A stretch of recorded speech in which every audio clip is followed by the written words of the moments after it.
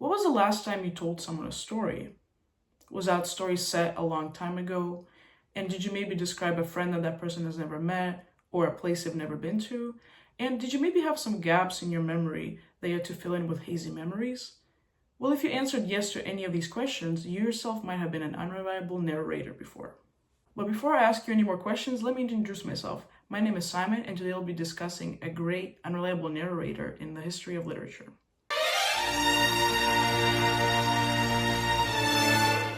If you're currently asking yourself what an unreliable narrator even is, it's practically a storyteller whose memories or stories cannot be fully trusted because of some evident biases or flaws within them. So essentially, you're telling a story from a more subjective point of view rather than an objective one. Nick Carraway is a character from the well-known and infamous The Great Gatsby by F. Scott Fitzgerald. We know him as a wealthy and intriguing man living in West Egg, a part of Long Island, but more importantly, he's a narrator of the whole book.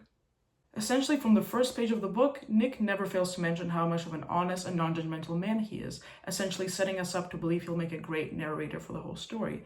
However, after reading the first 3 chapters of the book, I have some comments to make. Today I'll be discussing 2 points and 4 pieces of evidence why I believe Nick Carraway to be an unreliable narrator for The Great Gatsby. To start off, let's talk about how Nick's personal relationships really impact the judgments he makes about people. Gatsby's and Nick's meeting had a lot of tension building up to it. We could definitely see Nick pursuing Gatsby as this mysterious and intriguing man he'd really like to meet, especially after hearing all the rumors about him. So when they finally connected at Gatsby's party, this is what Nick had to say about his face. It was one of those rare smiles with a quality of eternal reassurance in it that you may come across 4 or 5 times in your life. It faced, or seemed to face, the whole external world for an instant and then concentrated on you with an irresistible prejudice in your favor. It understood you just as far as you wanted to be understood, believed in you just as you like to believe in yourself, and assured you they had precisely the impression of you at your best you hope to convey. Nick told us that essentially from the first seconds he felt like he was understood by Gatsby, or that Gatsby really saw something within Nick that he would like to see within himself. This way of talking about somebody is quite personal to you. In this case, I think that Nick displays a very deep admiration of Gatsby right from the beginning, as it seems he's idealizing and romanticizing lots of parts about him. Because as we kind of go on in chapter 3 and read more about Gatsby and their interactions, it seems very flawless and idealistic, the way he's never really talked about another character before. This really highlights Nick as an honorable narrator because we don't really get to know who Gatsby is. We don't know a lot of his background and other things he would usually provide with a different character. So it's kind of just viewing a person from this idealistic perspective that someone else has set up for you when they clearly have a bias towards them. The second personal connection I'll be talking about is between Nick and Jordan, and this is a really interesting case because we kind of get to see the relationship unfold a little bit more, and that really makes the shift in Nick's perspective quite clear. When they first meet, we can really see Nick describing Jordan in a mundane and objective way. He talks a little bit about her features, about her job, the way she was behaving in a social setting. However, as we kind of see their relationship unfold and then becoming more closer and romantic, he eventually finds out that she's somewhat of a pathological liar. But this was his reaction to that finding. It made no difference to me. Dishonesty in a woman is a thing you never blame deeply. I was casually sorry, and then I forgot. Now, to me, this seemed like a very careless and dismissive reaction, especially from Nick, who is finding out about these moral mishaps with his lover, and especially with Nick calling himself a very honest and non-judgmental person. This shows Nick as an unreliable narrator because all the things he's told us before about him being this great and moral person really come crumbling down when we're talking about his lover, who is clearly viewing through a softer and more romanticized lens, that he just forgives her the stuff that he would typically consider immoral. And also there's a gender bias that's revealed in this statement because he only mentions dishonesty in a woman that can be forgiven. He does not say anything about men. So it gives us the impression that he just believes that moral mishaps can be forgiven when it's women because they're not taken as seriously. My second point of why Nick is an unreliable narrator is the way he is really selective with his storytelling and he clearly warps time.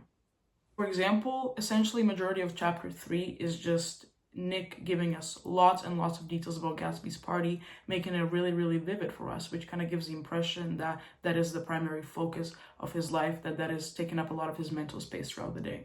However, after really setting us up and telling us all this information, Nick just goes ahead and says, reading what I've written so far, I see how I've given the impression that the events of 3 nights, several weeks apart, were all that absorbed me. On the contrary, they were merely casual events in a crowded summer, and until much later, they absorbed me infinitely less than my personal affairs. And I totally agree with Nick here, because he absolutely has given us the impression that these are like the highlights of his summer, especially after all the admiration he's expressed for Gatsby. In this quote, Nick practically gives himself away as an unreliable narrator, because he admits that the stories he's telling us now were affected by time, and he did not exactly feel these feelings back in the moment, and the parties mattered a lot less to him. So we're getting a sense that some events that he already knows that happened later on really influenced the way he views things now. And this also gives us the feeling of selectiveness. So things that matter to him more now is the things he's going to talk about. He's not really going to talk about what actually mattered during that day, during that summer, so we're lacking objectivity with his narration. The second example of Nick's selective narration is the way he sometimes hides his affair, such as the one he had with Mr. McKee. After the New York apartment party with Tom, Myrtle, and some of their other friends, we kind of see Nick and Mr. McKee have this weird, suggestive moment in the elevator, and afterwards we get this pretty big gap of time, and this quote is said later on, ... I was standing beside his bed, and he was sitting up between the sheets, clad in his underwear, with a great portfolio in his hands. Interestingly enough, then we get another jump in time and place, since Nick is seen at a train station all alone at 4 a.m, still drunk and intoxicated, so now we are certainly missing a lot of events and context that has happened in the story. This demonstrates Nick as an unreliable narrator, because it is shown to us that there are stories that he remembers from that point in time that he chooses to omit from the novel. In this case, I believe it is because his fear of societal judgment and people finding out, because it's clearly a private matter to have a romantic relationship with a man, Mr. McKee in this case. So we are kind of seeing the way Nick manipulates his writing to really show us the things he wants to be seen and hide the things he wants to keep private. Also, to add on to my examples of Nick exhibiting selective writing, in both cases of Gatsby's party and Thomas and Myrtle's party, Nick is also intoxicated during those times. So it kind of gives us an insight of how him not really being in the right mind can also warp the way he tells stories and strays away from objectivity. To wrap up this video and give you guys some food for thought, I would like to share a few of my personal opinions as well as ask you some questions. When I was doing the research for this project and really looking into what it means to be an unreliable narrator, I started asking myself the question of, is it even possible to be a reliable first-person narrator because you're telling the story from your perspective? And the same way that storytelling is natural to us humans, so is bias and personal subjectivity. Although Nick Carraway is an unreliable narrator, can that blame really be put onto him? Or is it even a blame in the first place? Do you believe that his human flaws and his subjectivities just add to the story, or would you instead rather it be more objective and truthful? Let me know in the comments. Well, that's it for today. I hope you got your introduction to the world of unreliable narration and learned something new. Please tune in next week for my chapters 4 to 6 observation, and thank you so much for being here. Bye.